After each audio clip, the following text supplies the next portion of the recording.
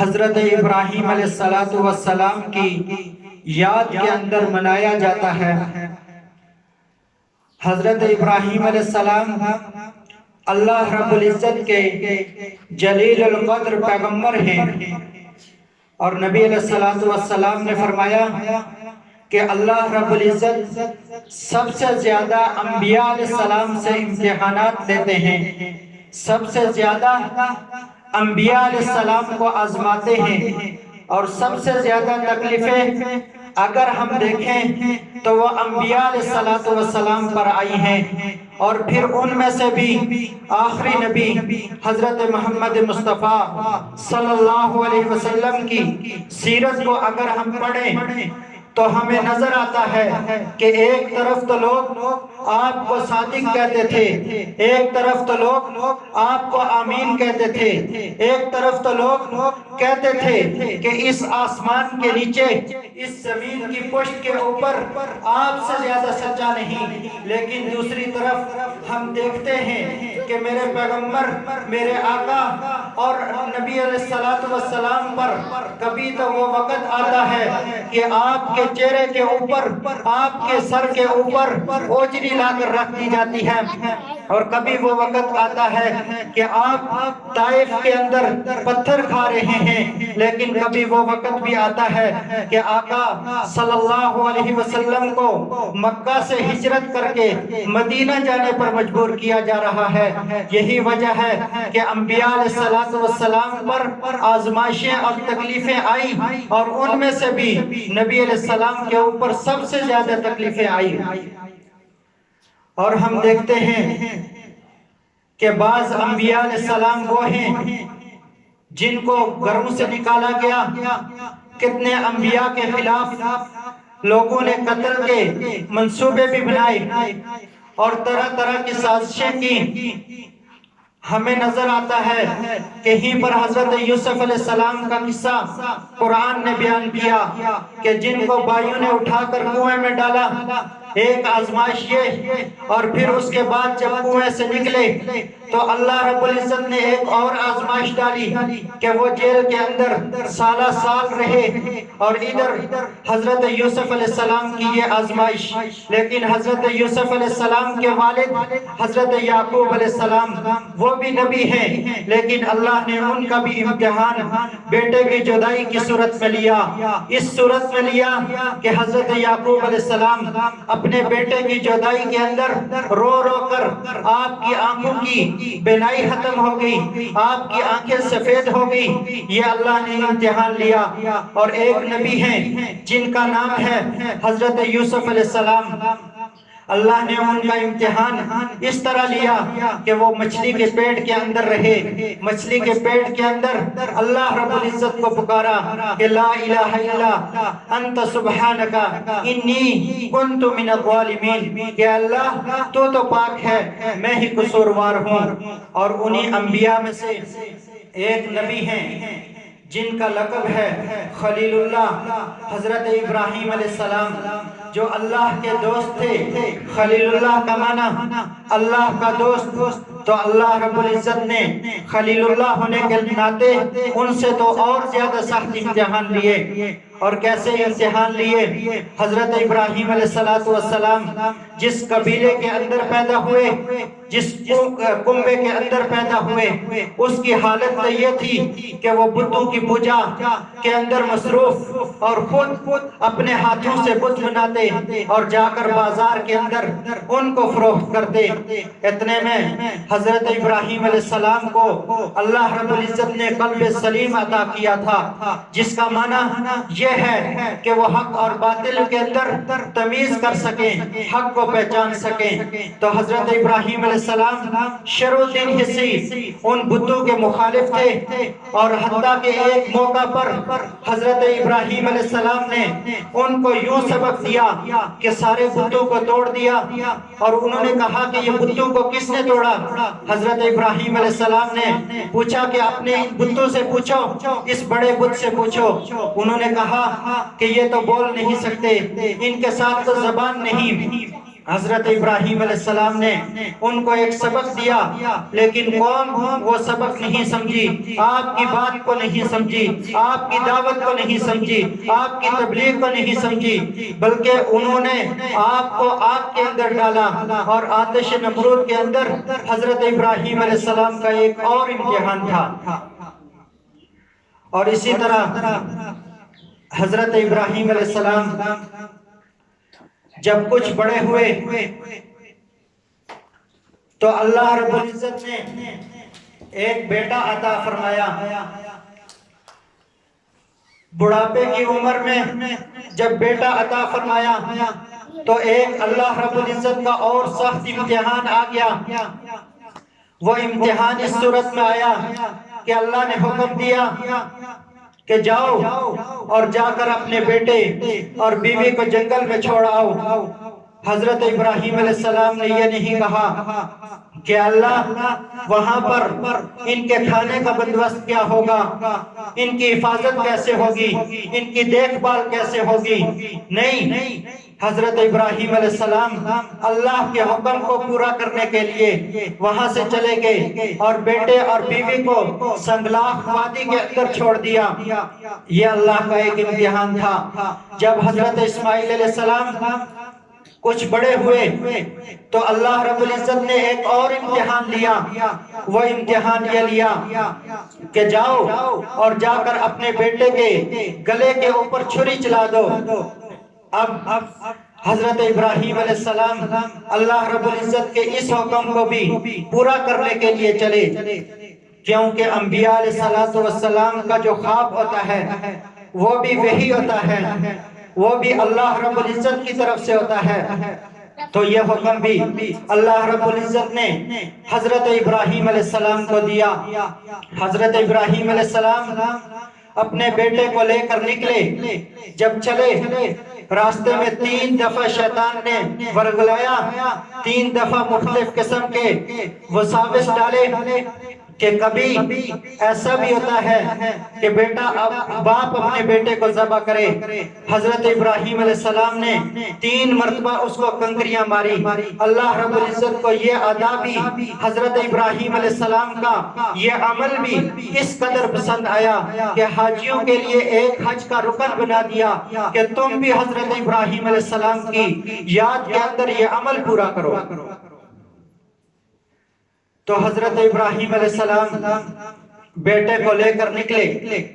بیٹے سے کہا کہ میں نے یہ خواب دیکھا ہے کہ میں تجھے ذبح کر رہا ہوں، تیری اس کے اندر کیا رائے ہے؟ تو حضرت اسماعیل علیہ السلام بھی اللہ کے پیغمبر تھے۔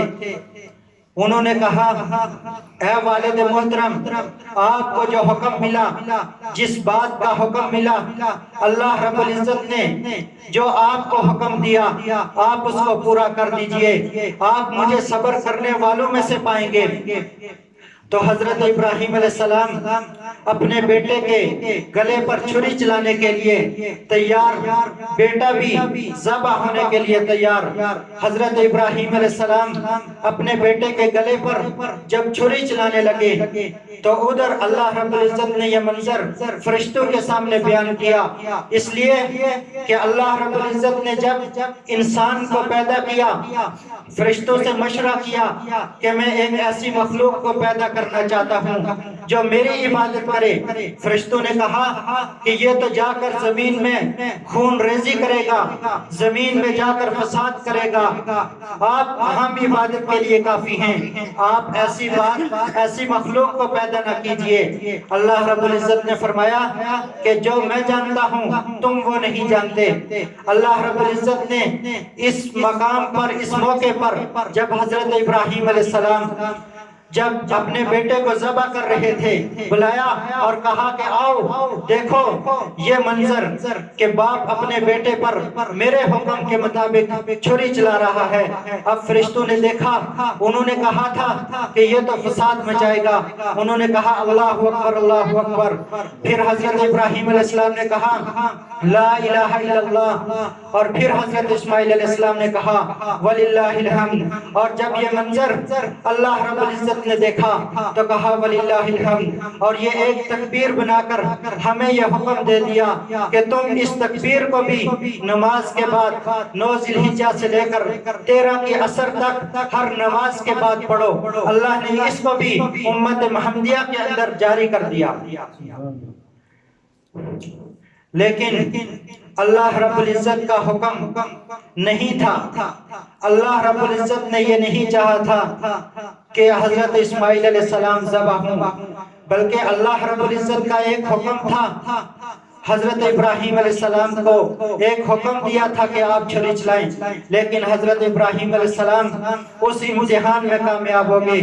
اس پر حضرت جبرائیل امین ایک دمبا لے کر جنت سے ایک دمبا لے کر آئے جو ذبح ہوا، جو پھر اس کے بعد اب قربانی کے عمل کو امت محمدیہ کے لیے بھی واجب کر دیا کہ تم بھی حضرت ابراہیم علیہ السلام کی یاد میں ہر سال یہ عمل کرو۔ چنانچہ نبی علیہ السلام نے فرمایا، میں نے حدیث مبارکہ آپ کے سامنے پڑھی ہے، آپ نے فرمایا کہ ما عمل ابن آدم من عمل احب الی اللہ من احراق الدم، کہ ابن آدم کا کوئی عمل بھی آج کے دن خون بہانے سے زیادہ عزیز اور پیارا نہیں ہے۔ اللہ رب العزت نے ہمیں بہت ساری عبادات کا حکم دیا، لیکن آج کے دن جو سب سے پسندیدہ ہے ان قربانی کے ایام میں وہ خون بہانا ہے کہ ہم جانوروں کو ذبح کریں۔ اس سے ان لوگوں کا بھی رد ہو جاتا ہے جو آج کل یہ کہتے ہیں کہ ہم لاکھوں کروڑوں جانوروں کو ایک دن کے اندر ذبح کرتے ہیں، ذبح کرنے کے بعد ان کا خون بہاتے ہیں، جو اتنے جانوروں کا ضیاع ہے۔ اس سے بہتر ہے کہ ہم کسی غریب کی معاونت کر دیں، کسی غریب کی مدد کر دیں۔ تو لہٰذا شریعت کے اندر جو حکم اللہ نے جس طرح دیا ہمیں اسی طرح پورا کرنا ہوگا۔ لہٰذا قربانی کا عمل ہمیں قربانی ہی کی صورت میں پورا کرنا ہوگا۔ لہٰذا نبی علیہ السلام نے فرمایا کہ آج کے دن یہ عمل اسی طرح اللہ کو محبوب ہے کہ جس طرح اس نے حکم دیا، ما عمل ابن آدم من عمل احب الی اللہ من احراق الدم، کہ خون بہانے سے زیادہ اللہ رب العزت کا کوئی عمل قبول زیادہ پسندیدہ نہیں۔ وَإِنَّهُ لَيَأْتِي يَوْمَ الْقِيَامَةِ بِقُرُونِهَا وَأَشْعَارِهَا وَأَظْلَافِهَا، اس لیے کہ قیامت کے دن یہ اپنے کھروں کے ساتھ، سینگوں کے ساتھ اور اپنے بالوں کے ساتھ آئے گا۔ اب قربانی کا جانور ہم نے قربانی کیا، اس کا گوشت تو ہم نے کھا لیا، اس کے جو کھانے کی چیزیں تھی ہم نے کھا لی، لیکن اس کے سینگ وہ کسی کام کے نہیں رہے، اس کے کھر وہ بھی کسی استعمال میں نہیں ہوئے، اس کے بال وہ بھی کسی استعمال میں نہیں ہوئے۔ لیکن اللہ رب العزت فرماتے ہیں کہ یہ بھی قیامت کے دن جو تم قربانی کر رہے ہو ان کے یہ عذابی اللہ رب العزت جمع کر کے تمہارے لیے اجر و ثواب کا باعث بنائے گا۔ وَإِنَّ الدَّمَ، آگے فرمایا وَإِنَّ الدَّمَ لَيَقَعُ مِنَ اللَّهِ بِمَكَانٍ قَبْلَ أَن يَقَعَ فِي الْأَرْضِ، کہ قربانی کے خون کا قطرہ زمین پر گرنے سے پہلے اللہ رب العزت کے ہاں قبول ہو جاتا ہے۔ اب پھر آگے فرمایا فَطِيبُوا بِهَا نَفْسًا، اب خوش دلی کے ساتھ قربانی کرو۔ فَطِيبُوا بِهَا نَفْسًا، یعنی نہ اس کے اندر ریا ہو، نہ لوگوں کو دکھانا ہو کہ میں نے عمدہ جانور خریدا، لوگ کہیں گے کہ بہت عمدہ خریدا۔ نہیں، اگر اس کی استطاعت ہے وہ عمدہ خریدے، لیکن اس میں رضا اللہ رب العزت کی ہونی چاہیے، نیت اللہ رب العزت کی ہونی چاہیے، نہ گوشت کھانے کی ہونی چاہیے اور نہ دکھلاوے کی، بلکہ فَطِيبُوا بِهَا نَفْسًا، خوش دلی کے ساتھ قربانی کرو۔ اور صحابہ اکرام نے ایک موقع پر جناب نبی علیہ السلام سے پوچھا کہ یا رسول اللہ ما هذه الاضاحی، کہ یہ قربانی کیا ہے؟ تو آپ نے فرمایا سنت ابیکم ابراہیم، یہ تمہارے باپ تمہارے دادا حضرت ابراہیم علیہ السلام کی سنت ہے، آپ کی سنت ہے۔ تو آپ نے فرمایا، تو پھر صحابہ نے عرض کیا فما لنا فیہا یا رسول اللہ، کہ اس کے اندر ہمارے لیے کیا ہے، ہم قربانی کریں گے تو کیا ہوگا؟ تو آپ نے فرمایا بکل شعرۃ حسنہ، ہر بال کے بدلے اللہ رب العزت تمہیں ایک نیکی عطا فرمائے گا۔ پھر صحابہ نے عرض کیا قالوا فالصوف یا رسول اللہ، کہ اون کا کیا حکم ہے، جو دمبے کے اوپر ہوتی ہے اون، اس کا کیا حکم ہے؟ کیونکہ اس کے بال تو بہت زیادہ ہوتے ہیں، بہت کثرت کے ساتھ ہوتے ہیں۔ تو آپ نے فرمایا بکل شعرۃ من الصوف حسنہ، کہ اس کے اون کے ہر بال کے بدلے بھی اللہ رب العزت ایک نیکی عطا فرمائیں گے۔ لہٰذا ہمیں چاہیے کہ ہم اللہ رب العزت کے اس حکم کی طرف متوجہ ہوں اور اس حکم کو پورا کریں۔ اور نبی علیہ السلام نے ایک روایت میں فرمایا کہ من وجد ساعتن، کہ جس نے وسعت پائی، اس کو قربانی کی استعداد تھی، لیکن اس کے باوجود اگر اس نے قربانی نہیں کی تو آپ نے فرمایا کہ وہ ہمارے مصلی میں، ہماری عیدگاہ کے اندر نہ آئے۔ تو آپ علیہ السلام نے اتنی بڑی وحید اس کے اوپر سنائی ہے، لہٰذا جن حضرات کے اوپر قربانی واجب ہے وہ اس کا اہتمام کریں۔ تو قربانی کا نصاب وہی ہے جو صدقۃ الفطر کا نصاب ہے، یعنی اگر کسی کے پاس 52.5 تولے چاندی یا اس کی قیمت، یا 7.5 تولے سونا یا اس کی قیمت، یا یہ تو نہیں لیکن گھر کی جو ضروریات ہیں ان سے جو زائد سامان ہے اس کی قیمت اگر اس حد تک پہنچ جاتی ہے تو اس شخص پر قربانی واجب ہے۔ اسی طرح جس طرح مردوں کے اوپر قربانی واجب ہے، اسی طرح عورتوں کے اوپر بھی ان کے پاس اگر مال ہے زیورات کی صورت میں یا نقدی مال کی صورت میں تو ان کے اوپر بھی قربانی واجب ہے، لہٰذا اس کا اہتمام کرنا چاہیے۔ تو اب ہم قربانی کرتے ہیں تو قربانی کے لیے بھی ہم جانور لیں، اچھا جانور لیں جو عیوب سے پاک ہو۔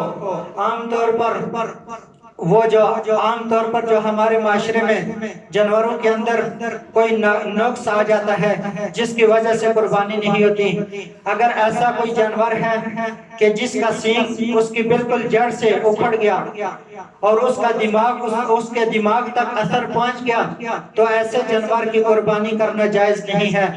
اسی طرح اگر کسی جانور کو نظر نہیں آتا، اندھا ہے یا اس کی نظر بہت کم ہے، اگر اس کے سامنے چارہ رکھا جائے وہ نہیں کھا سکتا تو ایسے جانور کی بھی قربانی جائز نہیں ہوگی۔ اسی طرح اگر کسی جانور کی ٹانگ ٹوٹی ہوئی ہے اور اس کی وجہ سے وہ ٹانگ اٹھا کر چلتا ہے اور چوتھی ٹانگ اپنی رکھ کر نہیں چلتا بلکہ 3 پاؤں سے چلتا ہے تو اس قسم کے جانور کی بھی قربانی جائز نہیں۔ اور اگر کوئی ایسا جانور ہے کہ جس کا خارش کی وجہ سے اس کا جسم بہت لاغر ہو چکا ہے تو اس قسم کے جانور کی بھی قربانی جائز نہیں ہوگی۔ اور اسی طرح وہ جانور جو باولا ہو چکا ہے، یعنی جانوروں کے اندر ایک حص ہوتی ہے اپنے گھر کا پتہ ہوتا ہے، جانور کو یہ بھی پتہ ہوتا ہے کہ میرے سامنے چارہ رکھا ہے میں وہ کھاؤں، لیکن اس کے باولے پن کی وجہ سے اب اس کو پتہ نہیں چل رہا تو ایسا جانور بھی قربانی کرنا جائز نہیں۔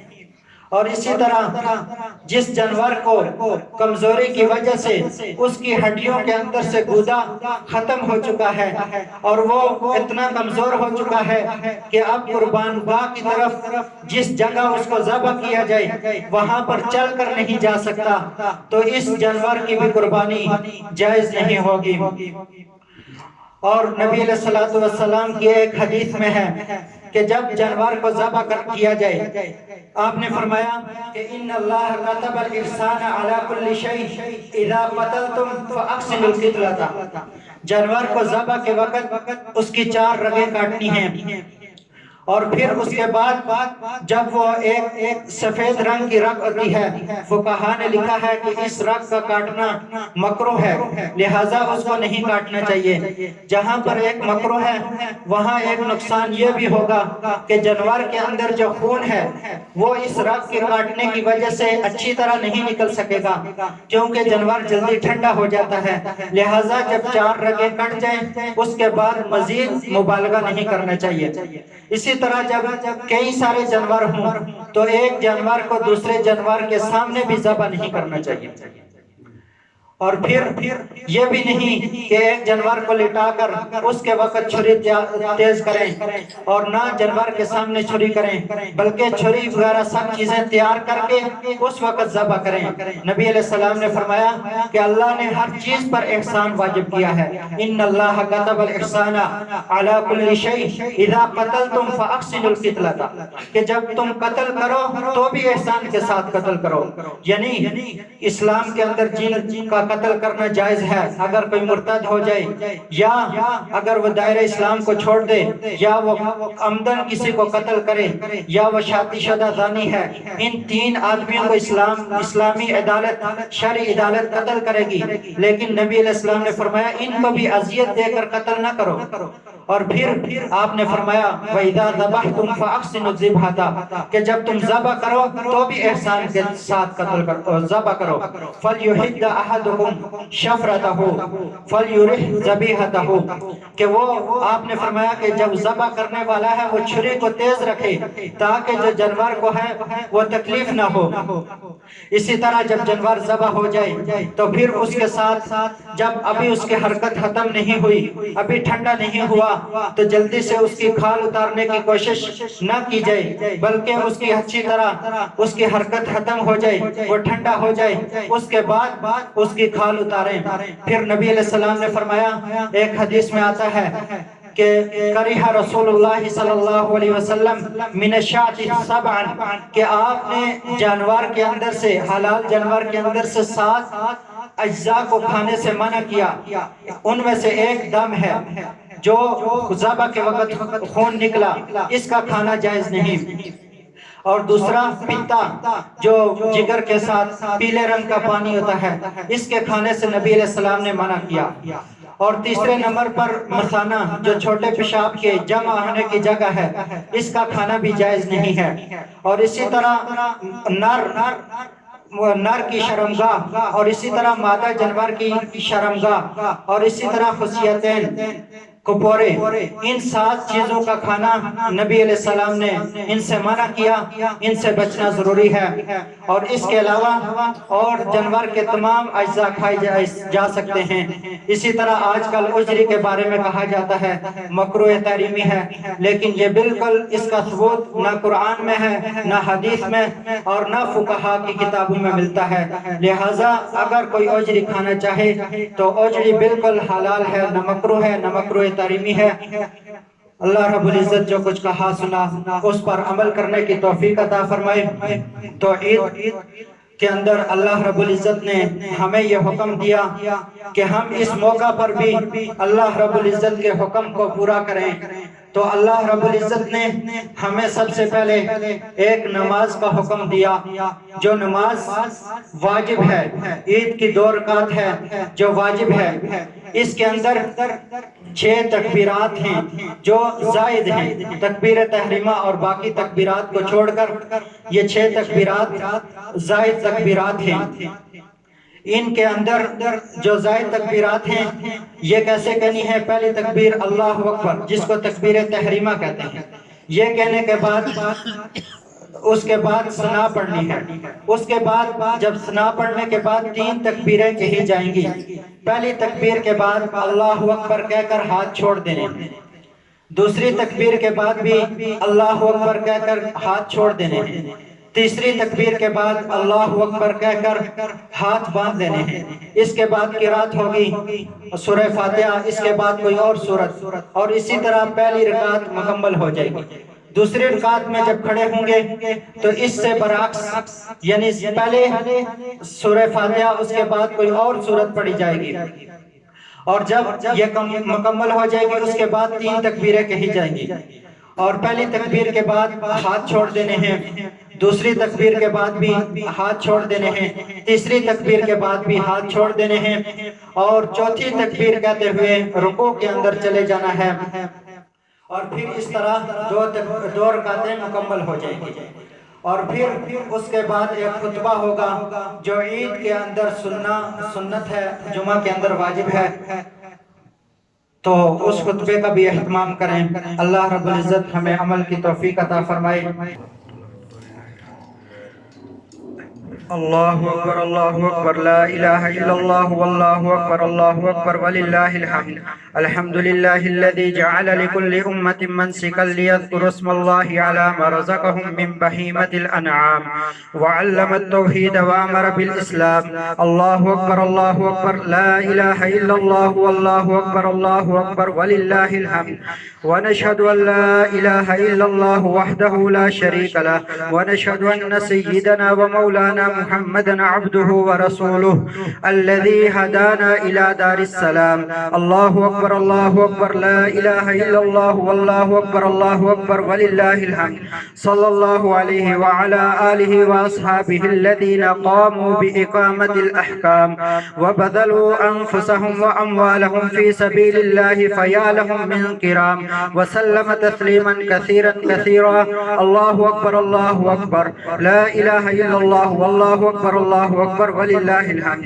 اما بعد فاعلموا ان يومكم هذا يوم عيد شرع لكم فيه مع اعمال اخر قد سبق في الخطبة قبل هذا الشرع ذبح الأضحية بالإخلاص والصدق النية، وبين نبيه وصفيه صلى الله عليه وسلم وجوبها وفضائلها، ودون علماء أمته من سننه في كتب الفقه مسائلها۔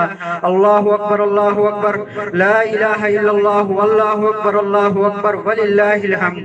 فقد قال عليه الصلاة والسلام ما عمل ابن آدم من عمل يوم النهر أحب إلى الله من إحراق الدم، وإنه ليأتي يوم القيامة بقرونها وأشعارها وأغلافها، وإن الدم ليقع من الله بمكان قبل أن يقع بالأرض فطيبوا بها نفسا۔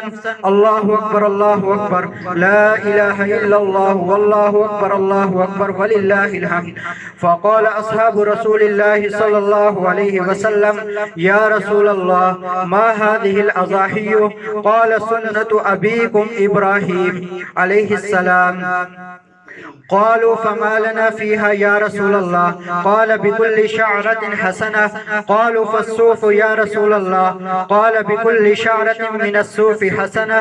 الله أكبر لا إله إلا الله والله أكبر ولله الحمد۔ وقال عليه الصلاة والسلام من وجد ساعة لأن يضحي فلم يضحي فلا يحضر مصلانا۔ الله أكبر لا إله إلا الله والله أكبر ولله الحمد۔ وقال ابن عمر رضي الله تعالى عنهما الأضاحي يومان بعد يوم الأضحى، وعن علي مثله، وهذا بعض من الفضائل، وتعلموا من العلماء المسائل۔ أعوذ بالله من الشيطان الرجيم۔ لن ينال الله لحومها ولا دماؤها ولكن يناله التقوى منكم۔ وقال الله تعالى أعوذ بالله من الشيطان الرجيم والفجر وليال عشر۔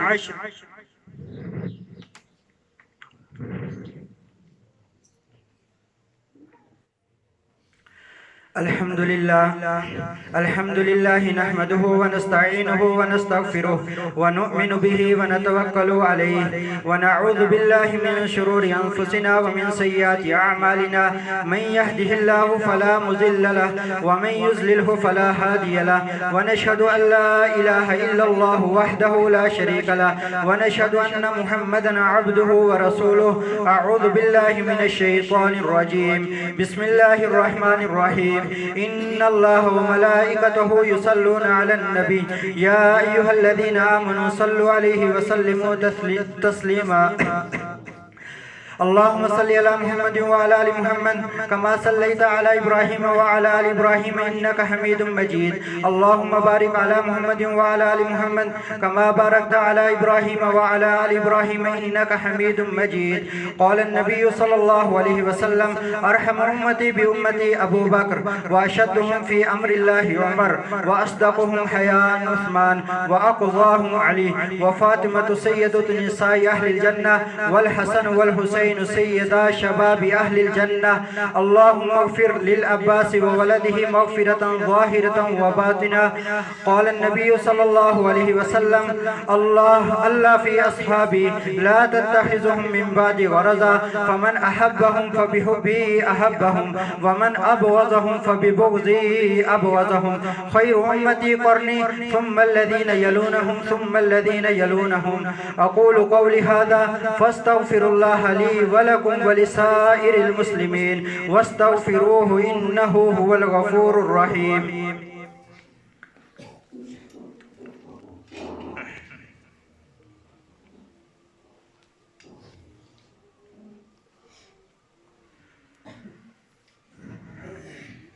اللهم لك الحمد كالذي تقول وخيرا مما نقول.